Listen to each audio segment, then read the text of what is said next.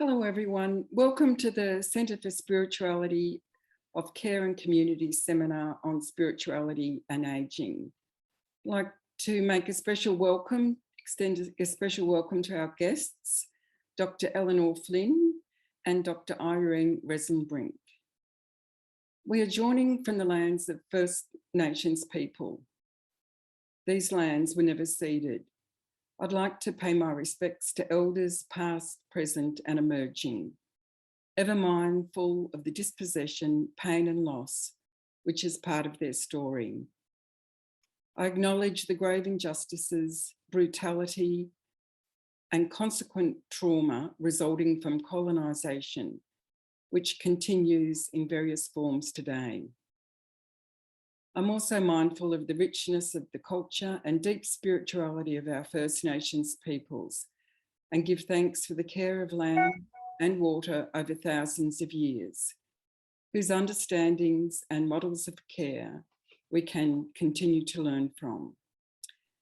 We have people joining in across Australia and New Zealand, and I believe in America as well.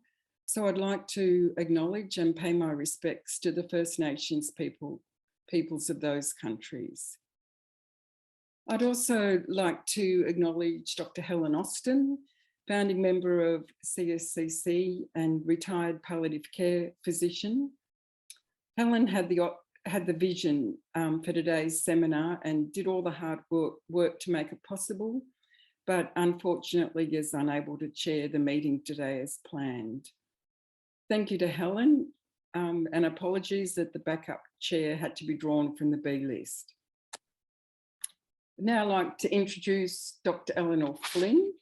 Eleanor is a medical graduate who retired in 2019 from the University of Melbourne Medical School, where she was involved in student selection, developing and implementing curriculum for palliative care, and teaching clinical communication and professional behaviour. Until 2007, she also worked as a palliative care specialist in both hospital and community settings. Her theological studies include a master's degree considering the images in the Office of the Dead in late medieval Book of Hours. She currently co-teaches a course on death and bereavement through art and spirituality at the University of Divinity, and a module on supportive and palliative care in the Master of Cancer Services at the University of Melbourne. Her current research interests are in faith-based funerals during COVID, lockdowns, and families providing spiritual care for people with dementia. Eleanor's address is on the challenge of ageing and spirituality in COVID, exploring the impact of lockdowns on the rites and rituals around loss and death. Eleanor will take questions at the end, and we ask you to put those questions on the Q&A rather than the chat channel, and to make sure that you are asking a question and not just making a comment, because we are on limited time. So thank you very much, Eleanor, and over to you. Thank you very much, Kath. And I also acknowledge the First Peoples of this nation, and I'm on Wurundjeri land, and I acknowledge their elders past, present and to come, and their deep spirituality. Thank you very much for inviting me to be part of this seminar, this webinar. And as Kath said, I'm going to talk a little bit about some of the effects of COVID-19 on older people and their spiritual needs and concerns. I'll be presenting some information from some recent research about the effects of COVID on the provision of spiritual care and the effects of the loss of spiritual carers and faith practitioners in health services. Then I'll talk about some work that I was involved in interviewing faith practitioners of funerals in Australia, and discuss some other UK research also about funerals, and finish with some general comments. I'll start with some general issues about spiritual care, and finally talk also about dementia and some of the issues there.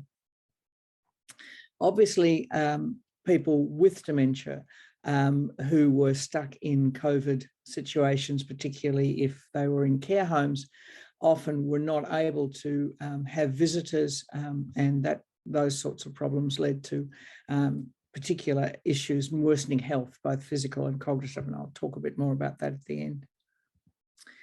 This is just to remind you about some of the terminology. Bereavement is when someone's died or you've lost something. Grief is the emotions, and mourning is the behaviour. So that there's just some definitional things. I just start with the definition I use that I like of spirituality, which is the one from Christina Pukalski and the whole team, which was an international consensus. Spirituality is expressed, it looks at our meaning, purpose and transcendence. It's relational, and it is expressed through our beliefs, our values, our traditions, and our practices. And I know many of you work in the area of spiritual care, and so you will have your own definitions, and you probably know this one as well. This is also something that comes from the Australian consensus about spiritual care in health. And one of the things I didn't say is that I'm a board member of the Spiritual Health Association in Australia, so that I'm quite involved in healthcare spirituality. And here we look at a sort of a series of overlapping circles where all healthcare providers can recognise and respond to spiritual needs, and then hopefully refer people who require more nuanced spiritual care to spiritual care practitioners, and we would hope that these would be provided in healthcare services across Australia, and then faith care representatives or chaplains might be available for more specific needs.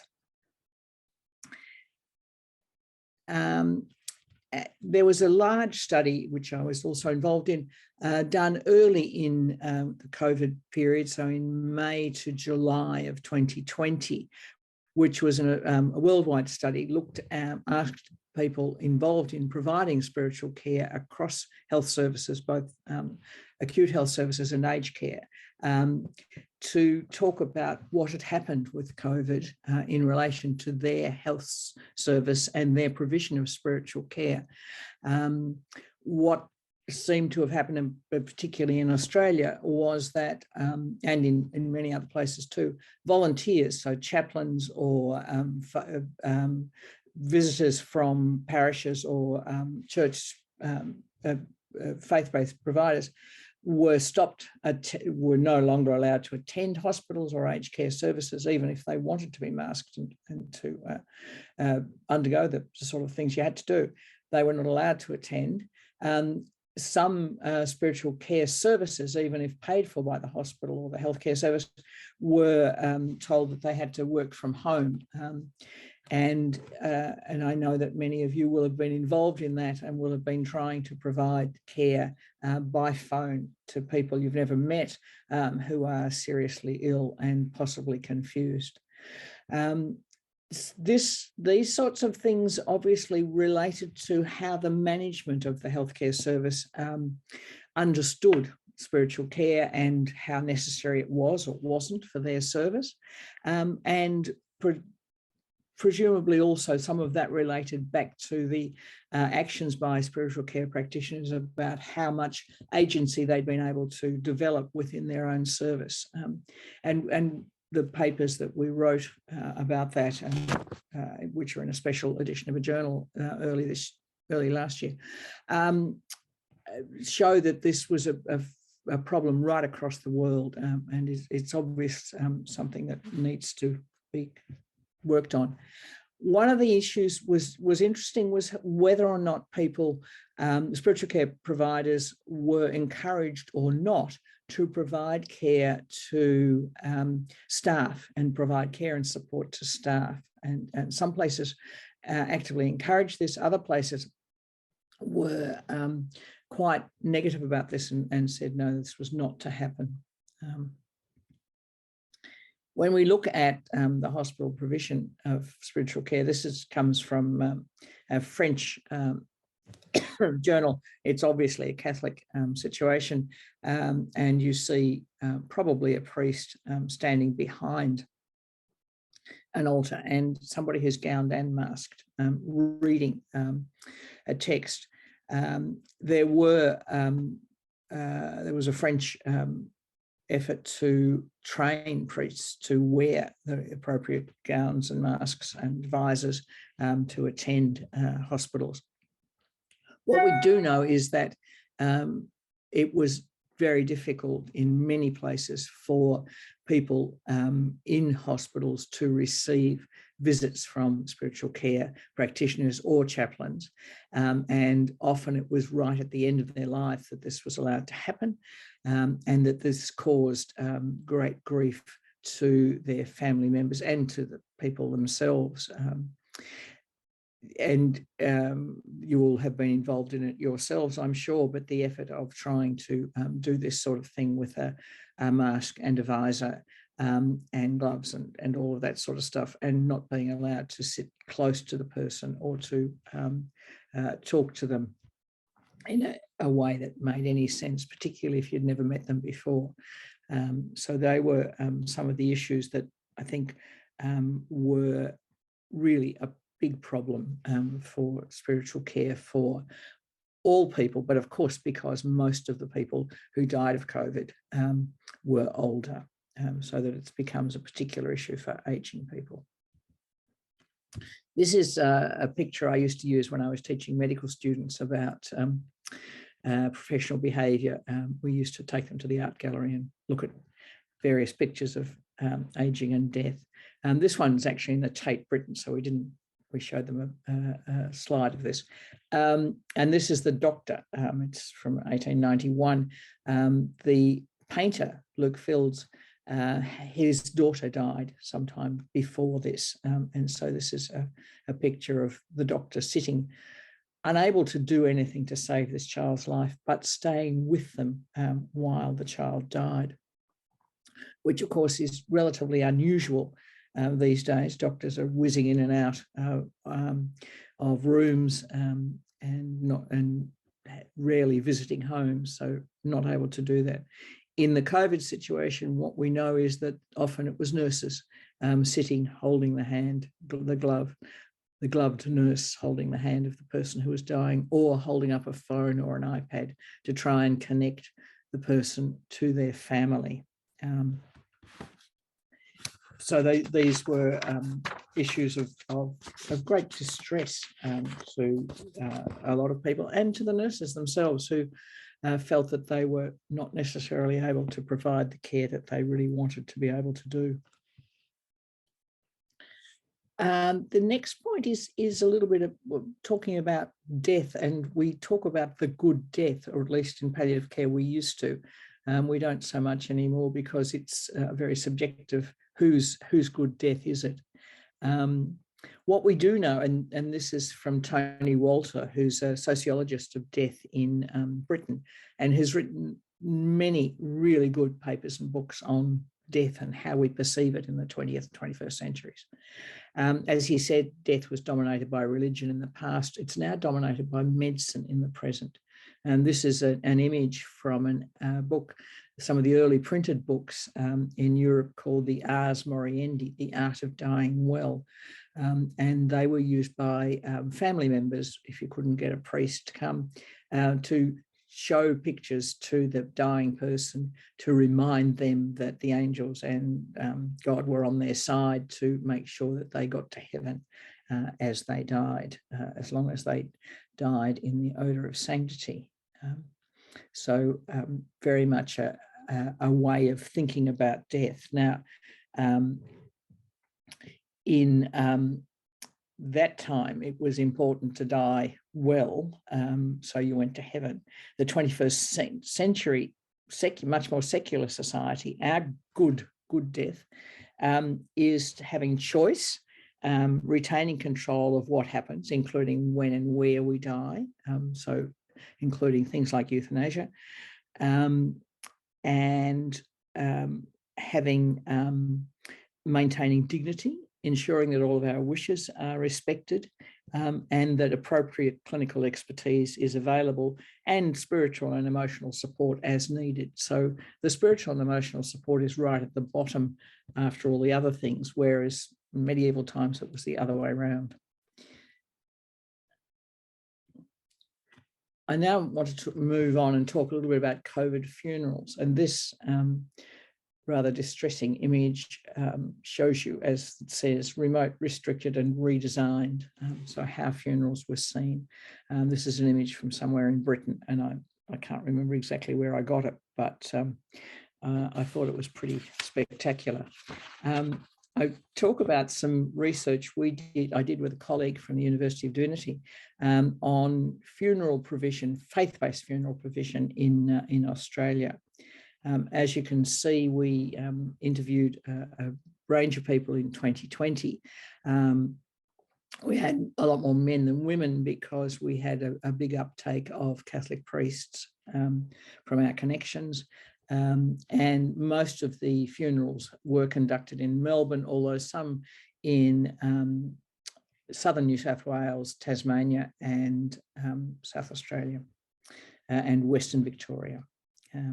And they were a range, as you can see, of people. The secular one at the bottom was somebody who was suggested as a faith-based person. When I interviewed him, he said, no, he would really regard himself as secular, although in fact he had a faith background. And what we know from what they told us, and we did Zoom interviews with these people of 20 to 40 or 50 minutes. They talked about them being the best or the worst funerals they'd ever done. If they were the best funerals, it was because the family had come to terms with the person's death. They'd worked out who should be attending. In some cases, saying, look, Auntie Flo doesn't need to come, but Mrs. Bloggs, who lived next door and went to church with you every Sunday, she should come to this funeral, even if we're only allowed 10 people. They were good when the family had worked out what they wanted to say and that everybody was able to have a say, and often 8 of the 10 people would speak about the person who died, that the rituals were less, were minimalised or softened rather possibly than minimalised, so that people might sit around the coffin rather than sitting in pews beside it. That they'd chosen the music, which of course had to be played on tapes rather than sung, but that they were very involved and felt that they had said goodbye to their family member.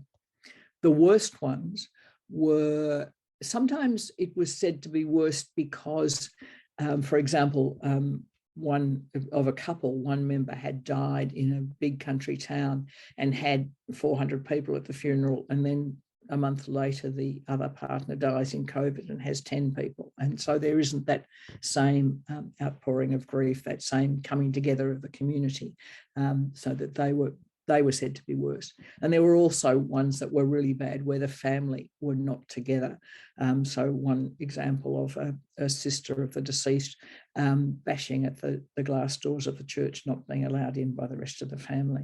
Another example of 2 siblings whose father had died, fighting as they walked down the church aisle about who brought something or other to the service, and not really able to engage with each other at all the way through the service. The attendance, of course, was interesting. Some people managed to have 10 people at the funeral service in the church, and then have another 10 who went to the, if there was a graveside service. Another group I know had 10 at the funeral service, and the same 10 went to the graveside, but the it was a very large family. The in-laws and grandchildren were all behind graves and trees at the graveside, so that they then came and joined in a larger distance circle for that service. Many of them were streamed or Zoomed, and the issue of whether you were the 10 people included the person who was going to do the video film, or whether that was allowed as an extra. And it was quite interesting talking to the funeral providers about whether they were happy to bend the rules a bit and have the extra people as servers in the church, rather than being counted as the family members. The thing that they all said was that the lack of the wake or gathering afterwards, that you walked out the door of the church and you all went your separate ways, and nobody could comfort each other physically or verbally, that you just went away, particularly if there was no graveside service. And this was felt to be really distressing for families and for the faith community members themselves, who some of whom were very surprised that this was such an issue for them. There were people who broke the rules about wakes, who organised food carts and coffee carts outside the cemetery afterwards, but most people stuck to the rules and found them very, very distressing.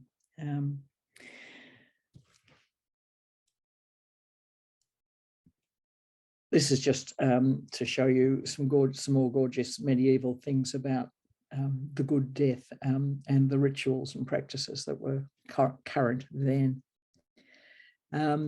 My colleague and friend in the UK, Helen Frisby, who's done a lot of work on funerals over time, but particularly in the 19th and 20th centuries. And she's recently did a presentation about funerals in the time of COVID, and talked about the fact that if you'd said to people, oh, we're going to live stream, this is Britain, where their funerals have been until now much more formal than ours, and much less likely to have members of the family speaking even, and also less live streaming, which was not uncommon in Australia even before COVID. So as she said, if you talk to people and say we're going to do live streaming, they go, oh my goodness. But it's now become absolutely common. And as I mentioned earlier, families having to negotiate whether there was enough people to attend, or whether, because they wanted somebody to video the funeral, whether that meant that there was one less person to attend. What we do know is that the parallel funeral, as she says, is a type of vicarious presence. That people are sent the link of a funeral of somebody they know, but not terribly well. And so they sort of watch it while checking their emails, rather than necessarily actually being involved in it. So interesting. The other thing, of course, is that once the funeral's been filmed, it can be kept, and you can watch it later if you're not able to watch it at the time. This is some work also from the UK, from the University of Bath, which has a department of study of death, and where they've done a lot of work there. This was a series of interviews of people who had organised what are called direct cremations for their family members. And in fact, it was done, the cremations happened before COVID. The interviews happened sort of early in COVID. Just because that was what was set up. Their point, Kate's point there, was that it was to be able to have the commemorative service separate from the sort of cremation and everybody attending it. You could decide who you wanted to have, so that you might just have the family at the cremation, or nobody might go to the cremation, and then you would have the commemorative service separately, and work out who you actually wanted to have, as she says, not people who hadn't been around for the last 30 years.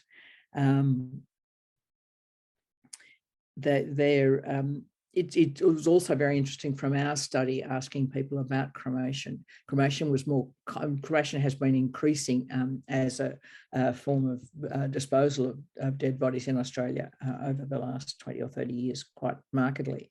And with the beginning of COVID, it was thought by some people that somebody who had died of COVID had to be cremated. So there were an increase of cremations early on.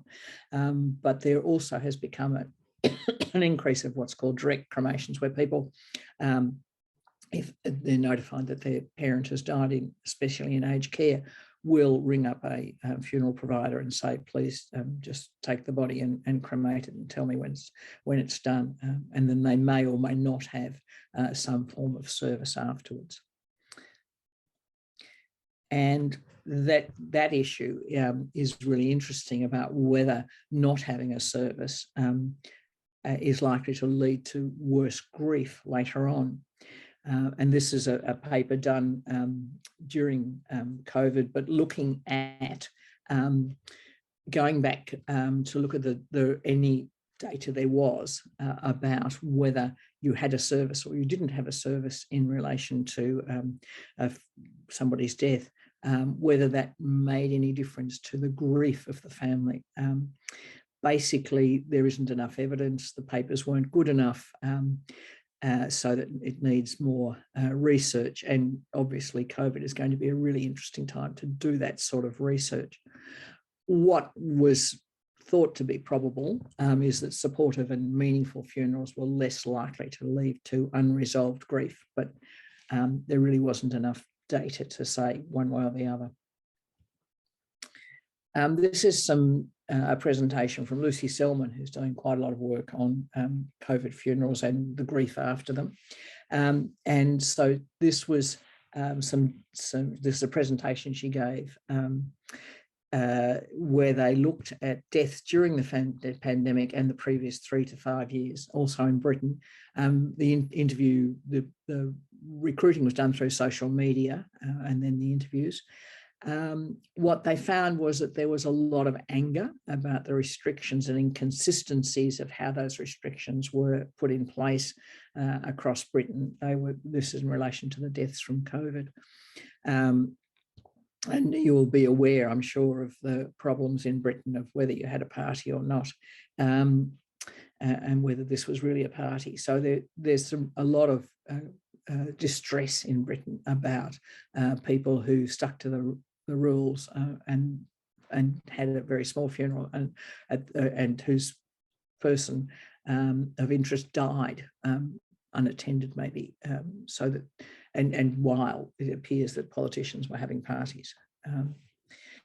They also provided online bereavement care as part of this, as part of their research and their general care, and some discussions about the benefits of that, as in it's better than nothing, but possibly not as good as face-to-face bereavement care. And again, that's something that's going to come out over time with the ongoing COVID situation. And if we just look at dementia and COVID, what we know is that there was a disproportionately negative impact on people affected by dementia.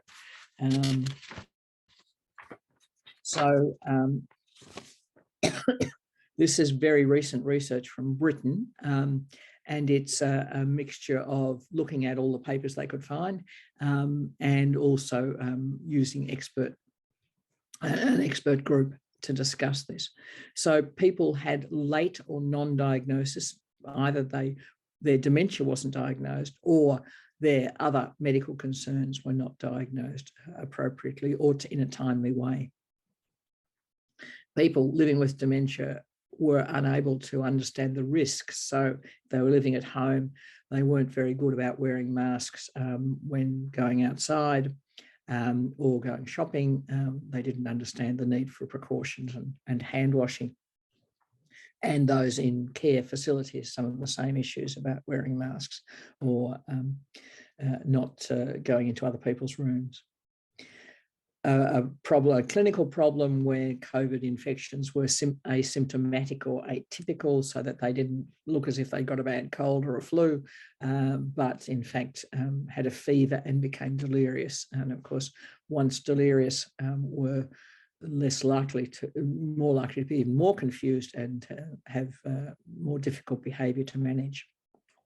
And this led to them being put into hospital, and of course then in isolation in a hospital room, which made their general care and behaviour much worse, with reduced access to specialised care. And that was particularly a problem for the carers. So if you're looking after someone at home with dementia and you couldn't get the specialised care that you needed, the carers who normally came to help were ill themselves or were not allowed to come, and that led to a lot more carer stress.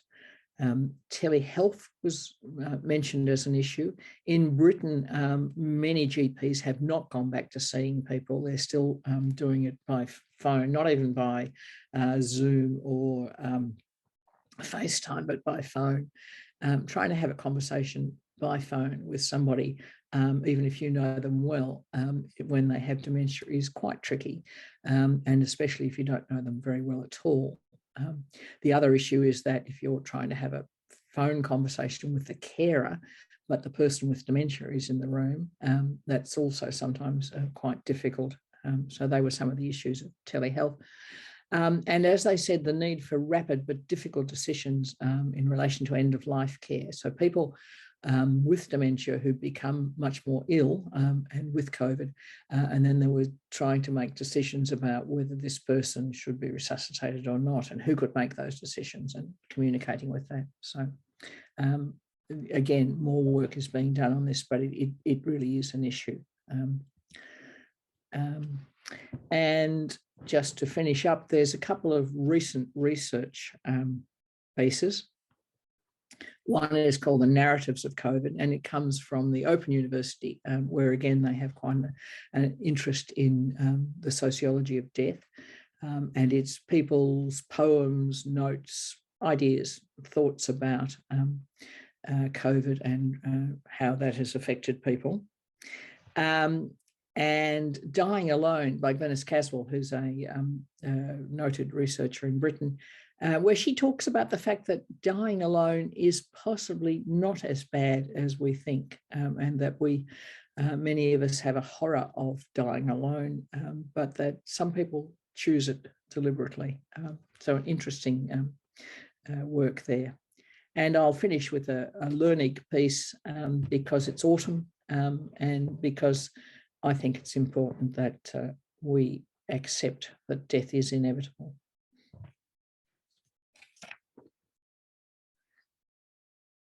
And thank you very much, and I'm happy to take any questions.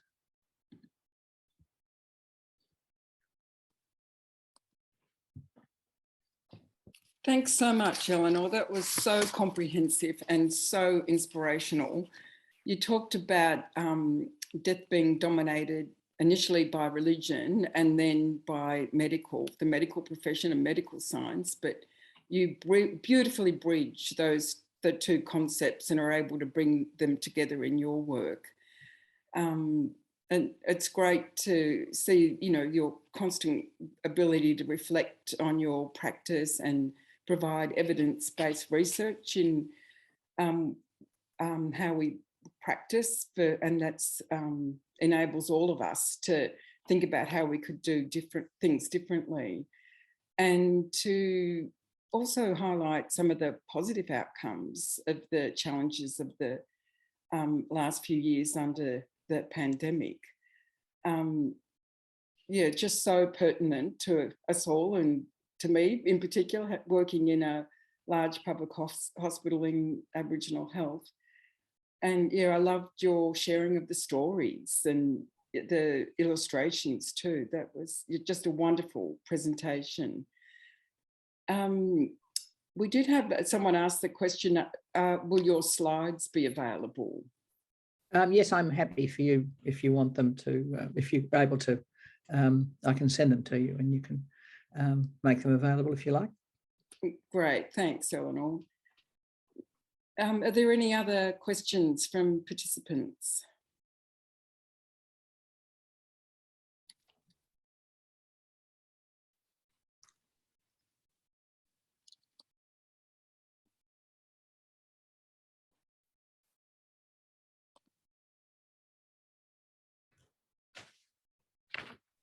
Just while people are having a think about that, I might just talk for a couple of minutes about CSCC, Centre for Spirituality of Care and Community. So we're a non-profit inclusive organisation with a very broad notion of spirituality, and very mindful of the social justice connection between spirituality with spirituality. So we have viewed spirituality as an integral part of holistic approach to health, incorporating the physical, psychological and spiritual well-being. And we're inspired by Indigenous Australians' emphasis on the inseparable nature of spirituality and the well-being of individuals, family and community. We aim to promote a greater understanding of the spirituality of care and society through seminars such as these, occasional papers and the annual Roy Bradley oration. So we encourage you to join our mailing list or become a member. We've got our website currently under redevelopment, but that should be up within the next few weeks. I think we've now got some questions come in.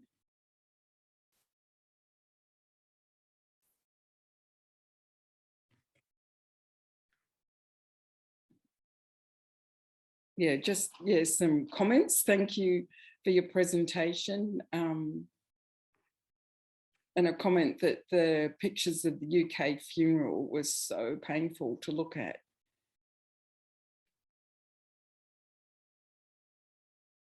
And Pam from Fran on Bunurong Country, such an important record for the future. There's also one asking about new practices of funeral rituals due to the COVID challenges. And yes, we do have some evidence of that in that, as I said, streaming and videoing have obviously become the norm. Also Zooming, where people might be able to speak from another state or another country into the funeral. And also the change, the sort of softening of rituals so that people could sit around in circles or less formally. So they were the sorts of changes.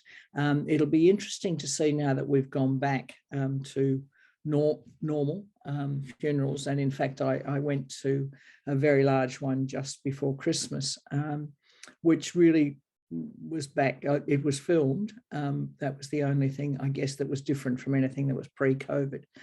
So I'm not quite sure how much will stay of those small ones. There were people who said that having gone to a small funeral, it was so much nicer that they wanted similar one for themselves. And there has been perhaps a little bit more funeral planning by older people who had gone to several funerals or not been able to go to funerals of people that they were close to. And they've gone to their faith practitioner or funeral service provider and said, this is the sort of funeral I want. So I think there has been that sort of input.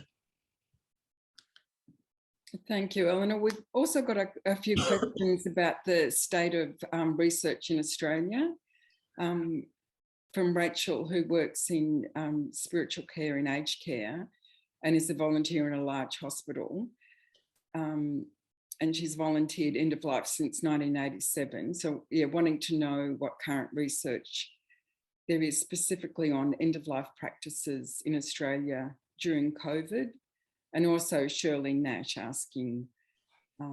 Yeah, I'm not aware of very much. I'm sure there is, and I suspect meaningful aging, although they don't actually do research, they may well be aware of who is doing research. The places that are likely to be doing it, there is a unit at University of Melbourne as part of the design school who are very interested in death and funerals. And they've been doing some work in relation to COVID and, you know, how we memorialise death. So I would, they're having a conference in October this year, I think, in Melbourne. So there may well be some work coming out of that. And I'm not aware of anyone else doing any work, but you know, I don't, now that I'm sort of semi-retired, I don't hear all the things that are going on. Thank you, Eleanor. And from Madeline Ball, given what we've seen and learned, how should we do things differently in the future? I guess from a spiritual care practitioner point of view, from aged care and hospital services, I think it's really important to advocate that the need for spiritual care as a holistic part of healthcare, and that these services should not be disrupted and sent away in a time of pandemic or any other disaster, that they're really important. So I think that the advocacy role, I think, is really important.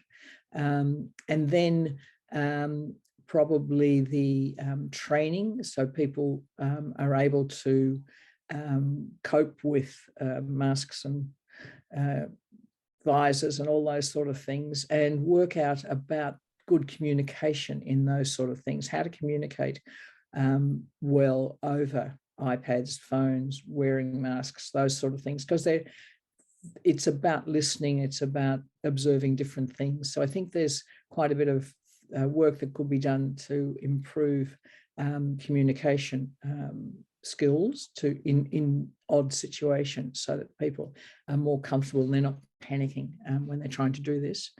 And then end of life care, trying to make sure that people are there if the person wants it or their family does. And obviously funerals, trying to work out to encourage and help people to think about funerals. And I suppose the real issue is that people need to be prepared to think about death. And one of the slides I skipped over, but it'll be in the slides, was about the sort of average age of death in Australia, which is currently 84 for women, which means that half the people are older than that and only half are younger. And so for a lot of people, they might get to their 50s or 60s and nobody close to them has died, or if they have died, they've died in hospital or nursing home away from them. They've not been involved in the death. And so their understanding of death comes from the media. They think that people die either violently in the sort of movies you see, or gently and calmly and quickly. And so they have no understanding of how death really occurs. It's a process. It's not sudden for a lot of people. And therefore, they haven't thought about death. They haven't thought about the death of their parents and how they might cope with that. And I guess I'd be in favour of a lot more death literacy to help people think through these issues, so that they're, again, more prepared for when these things happen. That's probably enough from me. We have got a few more questions coming in. Can I remind people to put your question in the Q&A, because I've noticed that they're popping up in both comments and Q&A. We've probably got time for one or two more, and then we can come back to the other questions at the end of the session. So from Peter Hollingworth, too much change these days takes place by pendulum change. For example, from past dominance of church to medical profession and allied professions. Do you have evidence that we are on the way to shifting the balance to the sensible, comprehensive, cooperative, centre in Australia. A wonderfully presented address. Thank you from Peter Hollingworth. Thank you, Peter. Look, I would love to say that we were coming back to the middle. As you would be aware from politics, we don't seem to be, but we can always hope and pray. I think there is more of an awareness of the need for spiritual care in health services, and the Spiritual Health Association is actually presenting some research we've done on this on May the 18th. A study we've done looking at what people actually want. So there is work that's happening, and there are people who are advocating for spiritual care provision as a normal part of health. Most Victorian hospitals have spiritual care departments or pastoral care departments where people provide these services. So I'm hopeful that we are moving to a middle ground where everybody would benefit. But it's a great question. Thank you. Thanks, Eleanor. Perhaps the last question from Flynn. How much input was the family able to have in terms of end-of-life care, decision to withdraw life support, for example, for patients with dementia during this COVID period? Yeah, I think that's a really good question. And I think that's what that British survey I was talking about was alluding to, that this became very difficult when they were trying to work out who the appropriate person in the family was, trying to make decisions in a hurry about this sort of thing. I know that in Australia, one of my friends' grandfathers was dying, and was really difficult for them to get in to see him, even though at that stage, if someone was dying, you were allowed in one at a time, but also for them to have any input into his sort of end of life decision making, because he was not at that stage able to make those decisions himself. I think that these were real problems, and I think that this is something that we really need to do more discussion about, more advocacy. Fantastic. Thank you so much, Eleanor. It is now my great pleasure to introduce Dr. Irene Renzenbrink. Irene's a qualified expressive art therapist, social worker, author with a distinguished career in grief and loss. She's worked with individuals, groups, and communities across the age spectrum. Irene has been a long-term board member of International Work Group on Death, Dying and Bereavement, and is about to go to Oslo, Norway to attend a meeting of this group, focusing on compassionate cities and the care of refugees from Ukraine. I think that's probably a whole another seminar topic that we can look at in the future. Irene's PhD was on expressive arts therapy, and her most recent book is An Expressive Arts Approach to Healing, Loss and Grief, working across the spectrum of loss with individuals and communities. The book has a chapter specifically focusing on spirituality, aging and creative arts. Irene's going to talk to us now about healing, loss and grief in later years, and the importance of creativity and spiritual resources. Thank you, Irene. Thank you, Kath. I'm just really grateful to Eleanor for her presentation. I heartily agree about death literacy, and I think grief literacy is also being discussed more and more. I'm also a consumer representative for Safer Care Victoria on a committee looking at older persons issues, and I'm very conscious that spirituality and emotional support, grief support is sorely lacking in the discussions. It seems to be all about the body and risk assessments. And I do remember Merle Mitchell saying that every nursing home or aged care facility should have a grief counsellor. Perhaps not so much other professionals, but just the the hospice movement has been enriched by the involvement of volunteers and members of the community. And I think we all have something to offer. But I'll just see if I'll share my screen now, and we'll have a let's see, go to the screen here. Okay.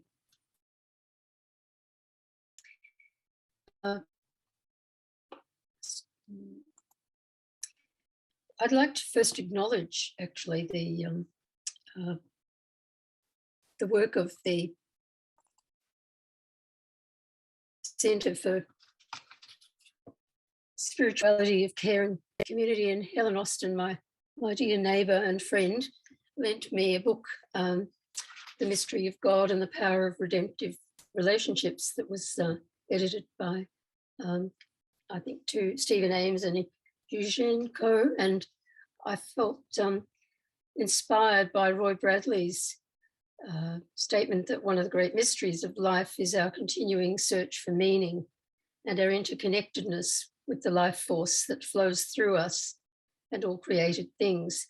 And I do remember his work in establishing clinical pastoral education in Australia, and also the work of John Paver, who was a member of the National Association for Loss and Grief, which was established in 1974 after the Granville train disaster. And I do think that David Tacey's statement here, quoted by Roy Bradley, literature, art and music are royal roads to the spirit and the real carriers of the sacred, is a very important statement, and that the Jesus story opens a window to the soul really resonated with me, as did the Lunig cartoon at the beginning of the book.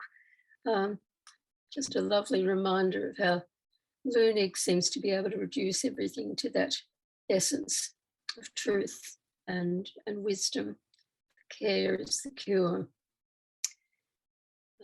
I was thinking about Ash Barty a lot when she retired, announced her retirement, and everyone was surprised that she was so young and taking a different course in life.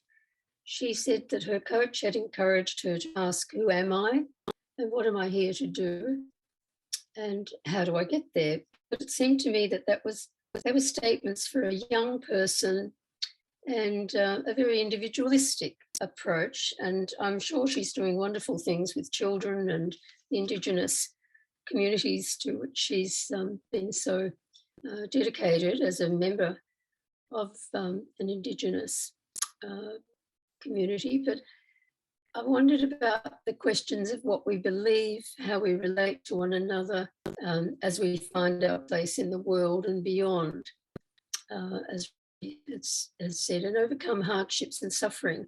And I think it really fits more with the Pukalski definition of spirituality that Eleanor mentioned. Lunig permitted me to use this cartoon in my book, and I felt in the world today, with the pandemic, with the war in Ukraine, how much we are touched by the world's pain and woundedness. But there's always that something that is uniquely ours, isn't there? And perhaps you'll be thinking as this presentation continues about some of those issues, some of those losses and changes that are uniquely yours, even when it's a death from cancer or it's the loss of a home in a fire or flood. It's always going to be a different experience, and we need to be sensitive to those differences and the meanings that losses have for people at any age, but particularly I think in later years, because the older people who have so many physical changes, losses of mobility, losses of function, illness and health issues, home and moving into aged care issues, I think we tend to minimise a lot of those losses and changes and say, oh, well, they're used to it. They're old, they're experienced. And I don't think that makes that helps at all. I think this is a kind of disenfranchised grief that we need to pay more attention to. I have a colleague in England, David Olivia, who was the Director of Education and Training at St Christopher's Hospice. He said, I feel like I need a sabbatical on attending funerals of my friends. He's now, he's in his 70s and retired and still doing a lot of valuable work.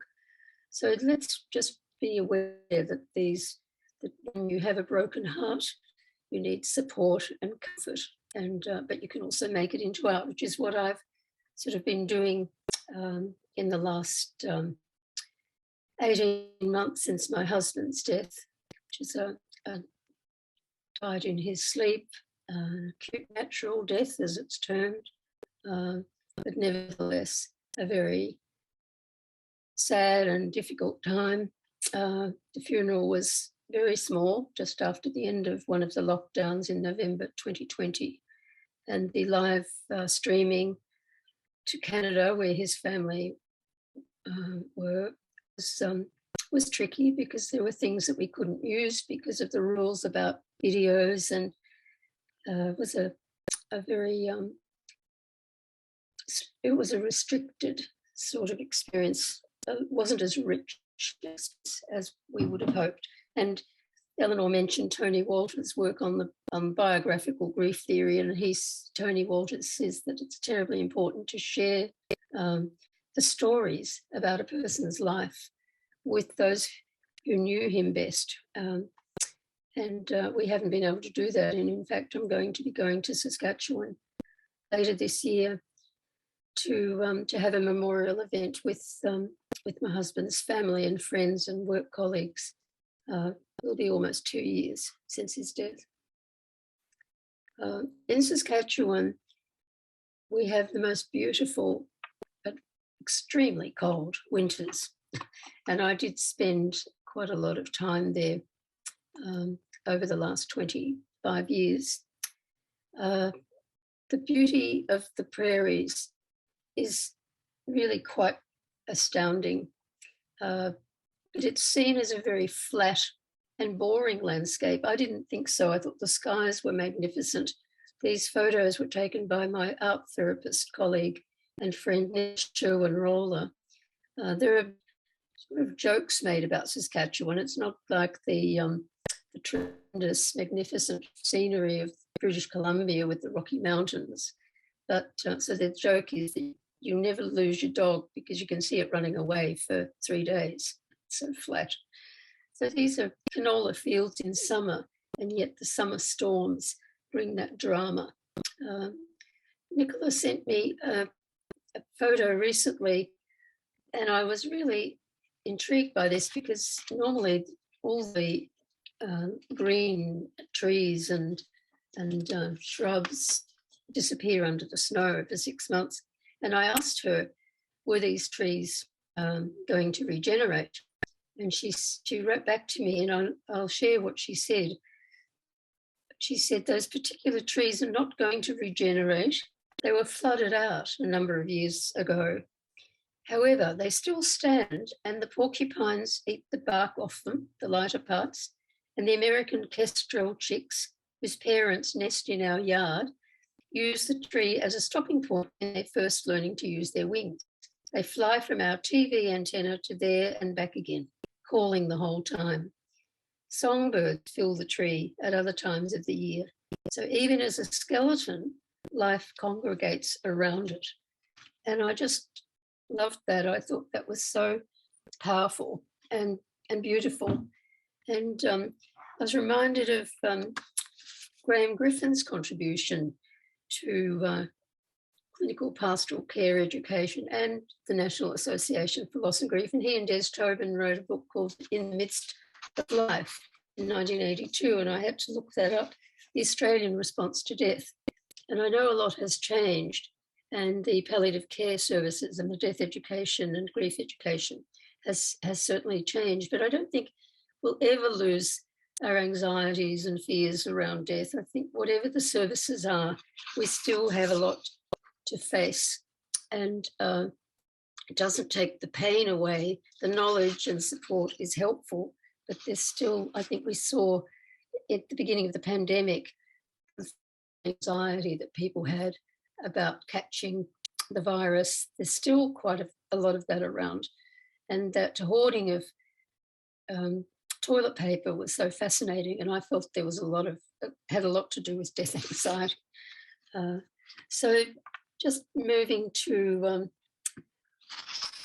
my own experience in that bleak landscape, bleak and beautiful landscape, was to be terribly homesick, which is another form of grief. Although I was very happy and settling and beginning a new life, I found a quotation from Catherine Mansfield's diary, one of them, and she wrote, "How hard it is to escape from places. However carefully one goes, they hold you. You leave bits of yourself fluttering on fences, little rags and shreds of your very life." And Catherine Mansfield died at the age of 37. She lived in France. She lived all over the world. And she was really a literary impressionist, if you like, writing about real subjects and her own inner life as well. So that made a huge difference to me. And I found that her words and my photography provided a form of healing. I started taking photos of things that were fluttering on fences. These are frozen flutters because it was November and already it was cold enough for these. And now this is a dreadful hazard in our environment, so I'm not advocating that we have more where they're disappearing, which is a good thing. But at that time, 20 years ago, it meant a lot to me to take some of these photographs and to remember her words. And I think fragmentation is one of those experiences of bereavement and loss that is hard to cope with because we live in a society where everyone wants to accept it. But living with that sense of fragmentation is sometimes what we need to do. The brokenness and the whole and the despair it comes first before the search for meaning and wholeness.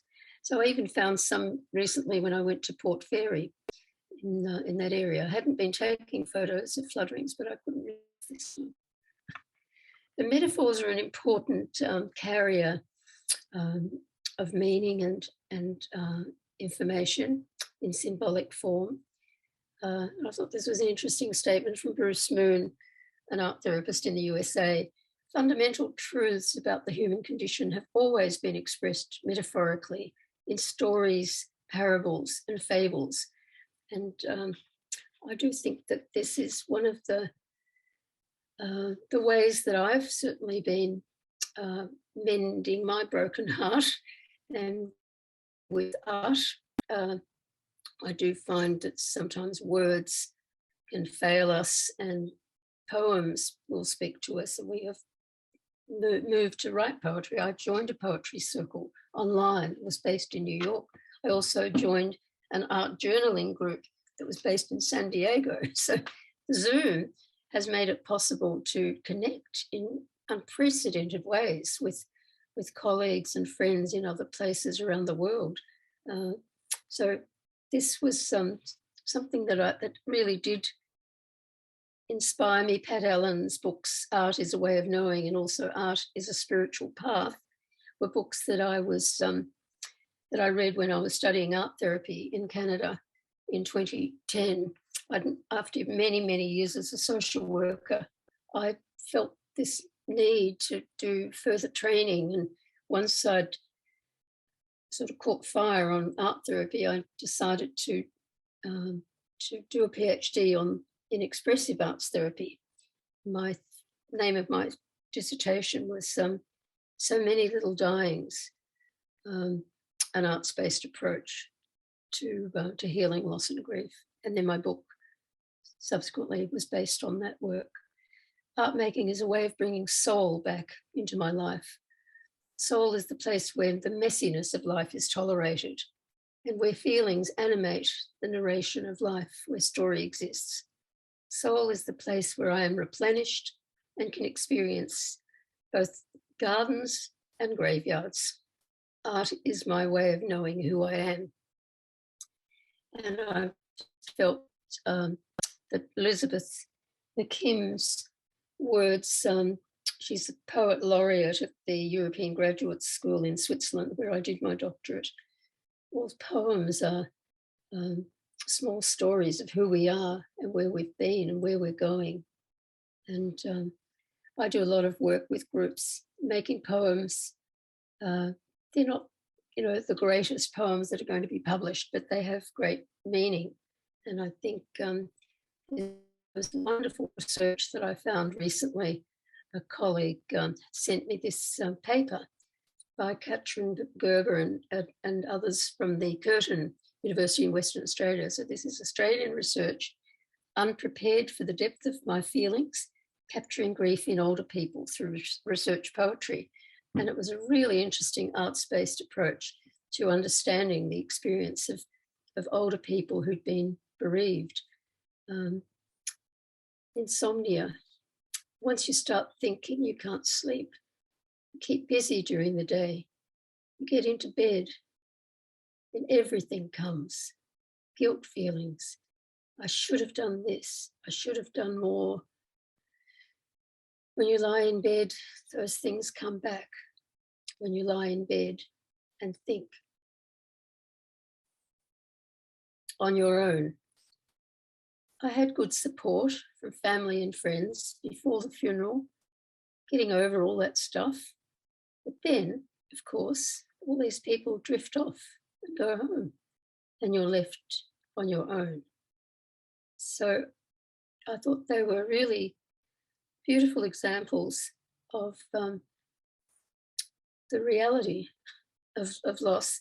I remember reading C.S. Lewis's A Grief Observed again when my husband died, and I found it so comforting, so wise.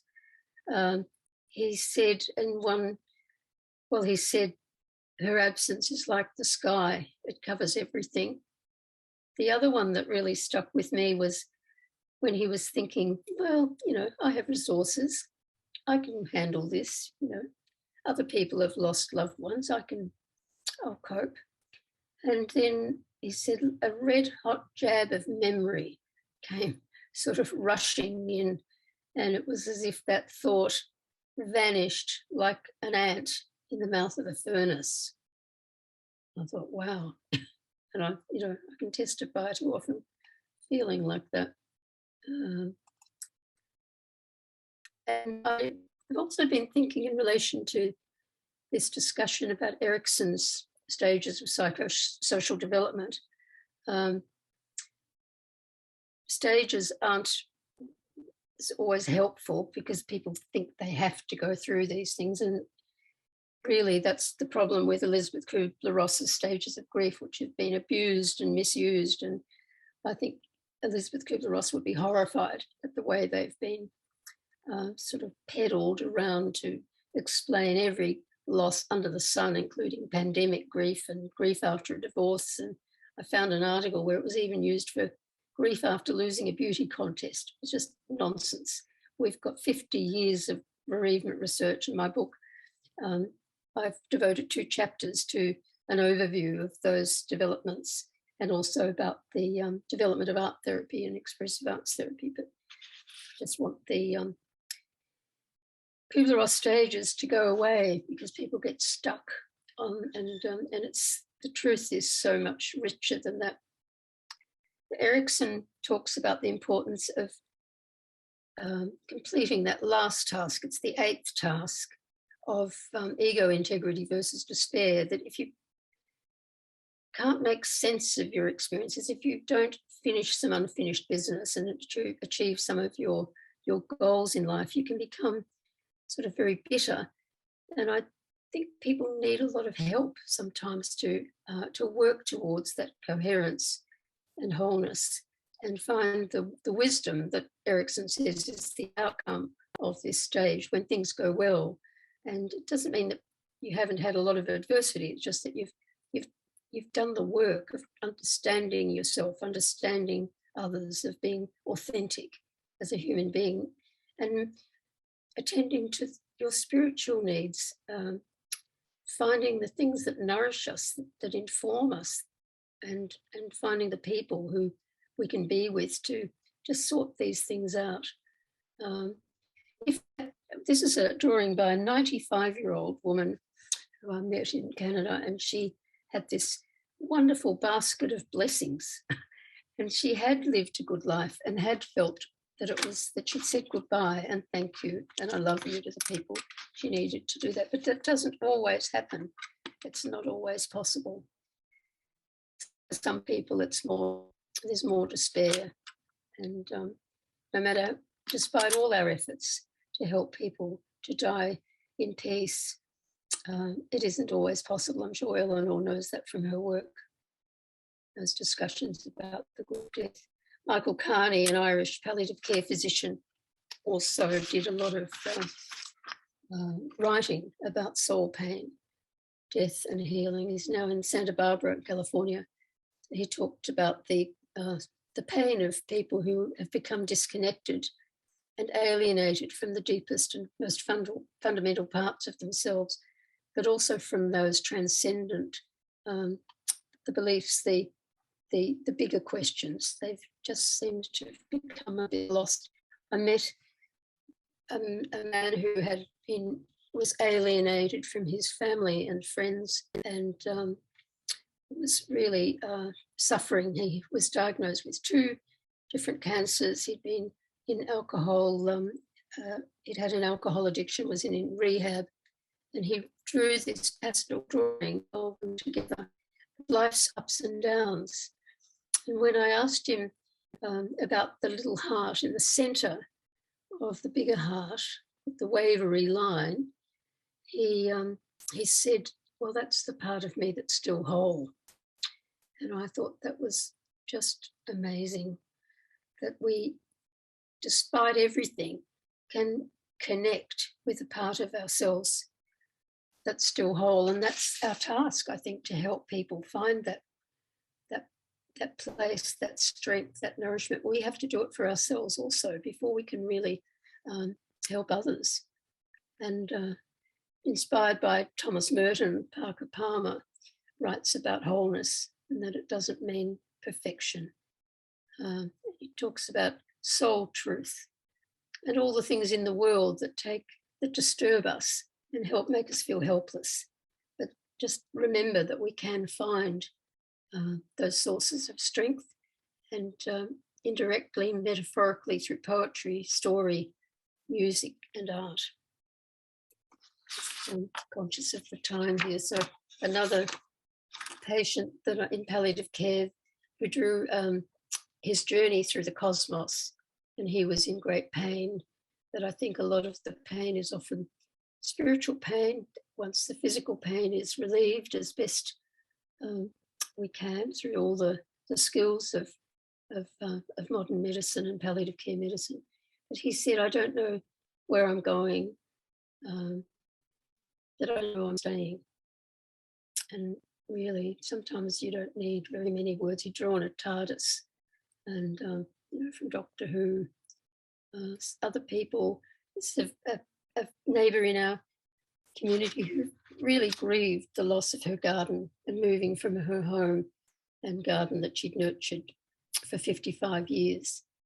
And she had to come to terms with that. And it's another form of grief. And I think she loved the hot air balloons rising above the rooftops, which you could see from her balcony. So she found some new joys. Sometimes people use art to express where they are. And I use bleeding art tissue, which is an amazing tool. People can tear it or cut it and have it in all different colours. So she'd used a lot of brown, you add water and the colours run. It's a bit like a tie-dye effect.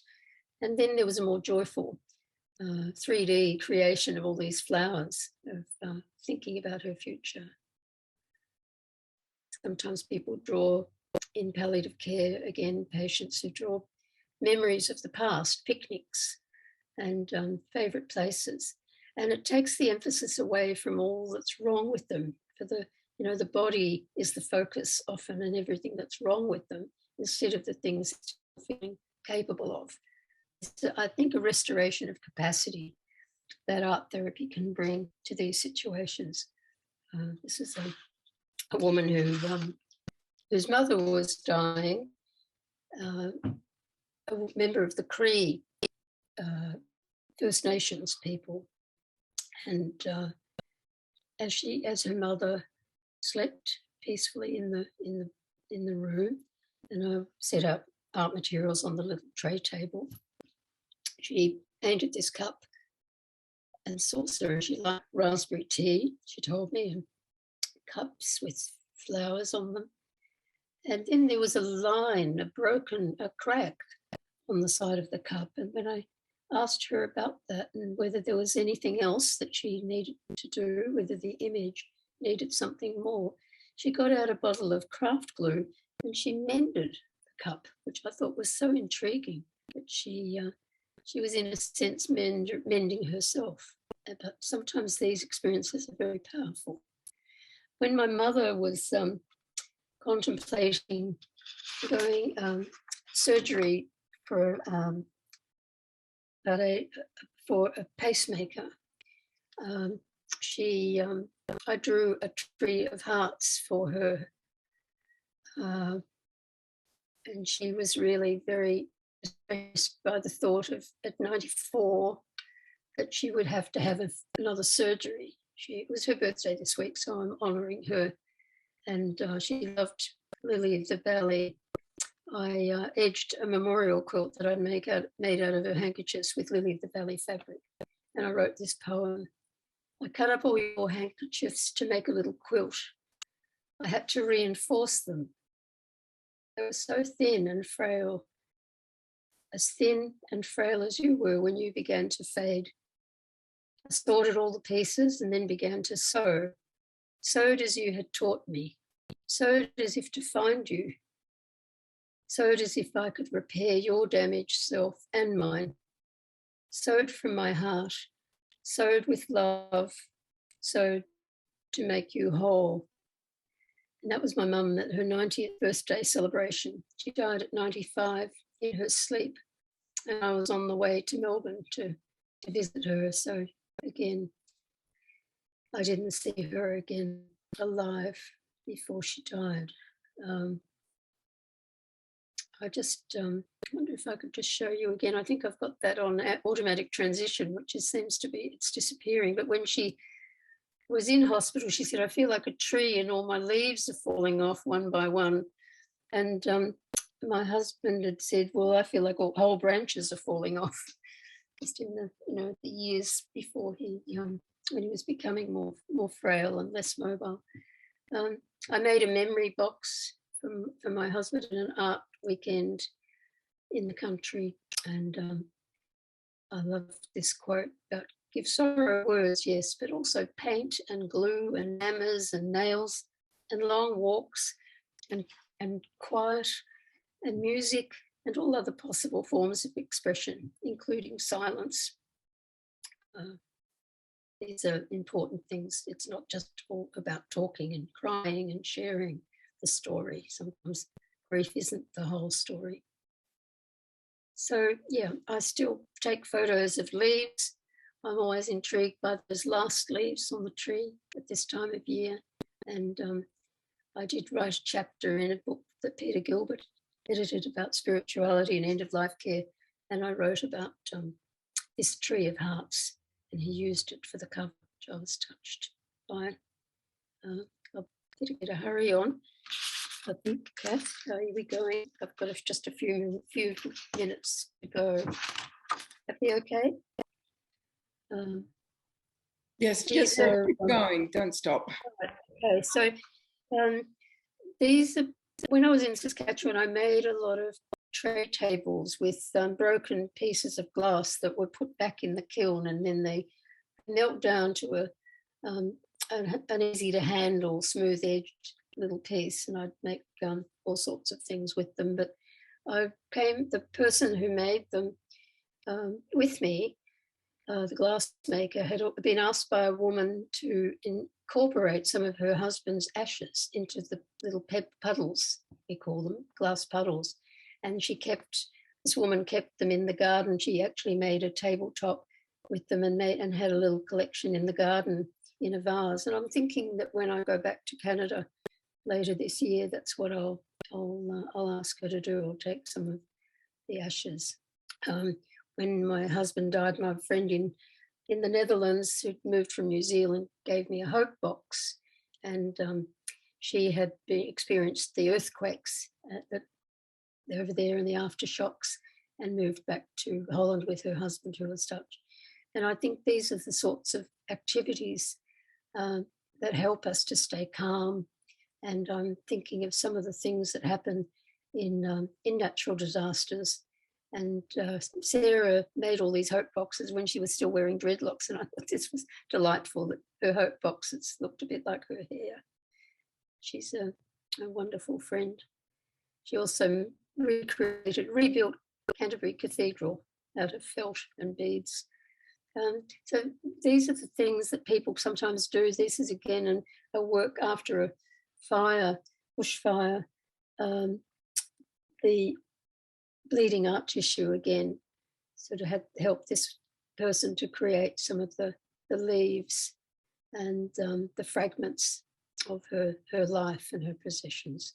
So after the South Ewan fires, or the 2009 fires, the Chook project was wonderful for the primary school children who lost their school. And Barbara Joyce started to knit these chooks, and according to the design that each child had given, and a poetry tree, and letterboxes were destroyed, so they were rebuilt by people working together in a group. So we know the generation after fire. We know how much, what a miracle that is. The new life comes so quickly, and this was the inspiration for my book. I was given a beautiful photograph by Mary Vorwinder, who'd been walking around the New South Wales coast and captured this image. And so that's the image that is on the cover of my book. I'm going to show this slide again. So I just want to close with saying that that everything about art and healing is grounded in renewal, and love and hope are always possible. And this beautiful native hibiscus allegheny is the flower that I picked the morning that my husband died, November the 15th, 2020. We'd just come home after celebrating the end of lockdown with friends the night before, and he slipped away in his sleep. And he taught me just roses. So I do want to remind you to do that. It's been a huge journey for me. I wasn't even sure whether I was going to do this presentation, because although I have all that professional background, I'm still a grieving widow and a grieving daughter. And I think we need to remember to do the work ourselves before we help others. And I just did a meditation before we started, and I just longed to feel his arms around me, give me strength. And he did. So there we are. Thank you so much, Irene. That was just so moving, enriching, stimulating, immersive. The gorgeous photography, and I love the sewing poem and the basket of blessings. That image will stay with me. We really appreciate you sharing your own story of grief and loss, and the importance of place in your life too. You've given us so many wonderful resources and so much to go away with. There was a comment earlier about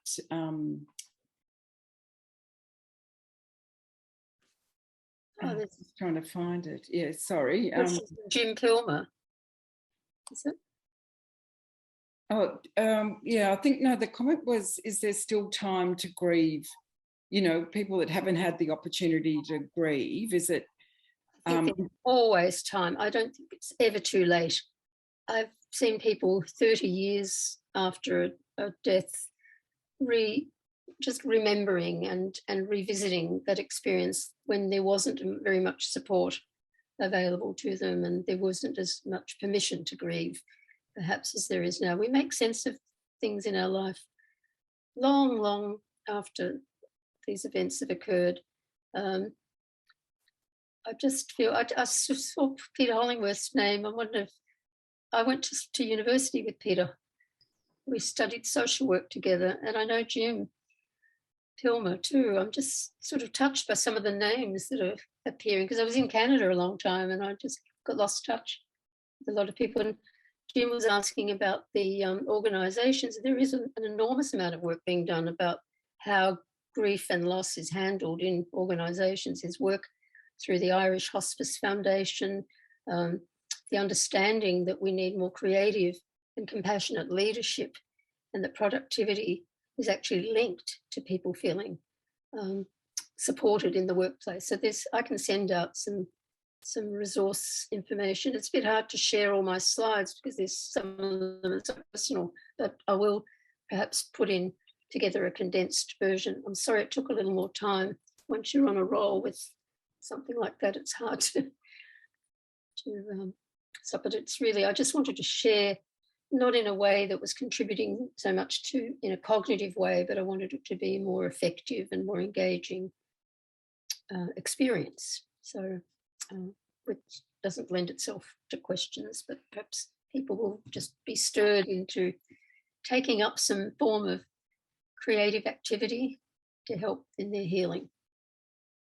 And your book, your latest book too, is going to be a very important resource for many of us who've ordered it since we became aware of it. Yeah, I mean, I think it's the first time the world has ever been suffering in unison, and you know, the reminder that although we're all suffering together, there's also suffering that's uniquely yours, and that was very powerful, drawing our attention to that. We probably need to start finishing up. Were there any final comments that either of you wanted to make, or any other burning questions? I just wanted to say that I thought Irene's talk was just wonderful. I mean, I love the artwork. I've always been very keen on using artwork in anything I do, but it was just wonderful to see the personalised artwork and to hear your story, because, as you say, we can grieve all our lives. There's never a time not to grieve. Yeah. Well, maybe we can collaborate, Eleanor. Yeah. Love to do that. Good. I participated in a study that Elizabeth Lobb's doing in Sydney, with bereavement in the time of COVID. And although my husband didn't die from COVID, he wasn't able to go into a pulmonary rehab program that was scheduled, and he became more and more frail. He was just so dynamic and so alive, and yet had some mobility issues and a lung condition and a Parkinsonian condition. So at 85, he'd been a rock and roller. He was a sound engineer who'd worked in showbiz and lost his hearing a long time ago. But he was losing his sight, and he was, you know, just feeling, but it was a shock. And I think we do need to remember that sometimes these deaths are actually acute natural deaths. There are some traumatic aspects to that.